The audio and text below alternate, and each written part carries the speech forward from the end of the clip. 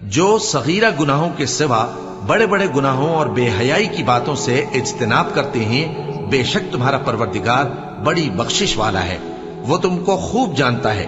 جب اس نے تم کو مٹی سے پیدا کیا اور جب تم اپنی ماؤں کے پیٹ میں بچے تھے تو اپنے آپ کو پاک صاف نہ جتاؤ، جو پرہیزگار ہے وہ اس سے خوب واقف ہے۔ بھلا تم نے اس شخص کو دیکھا جس نے منہ پھیر لیا اور تھوڑا سا دیا پھر ہاتھ روک لیا؟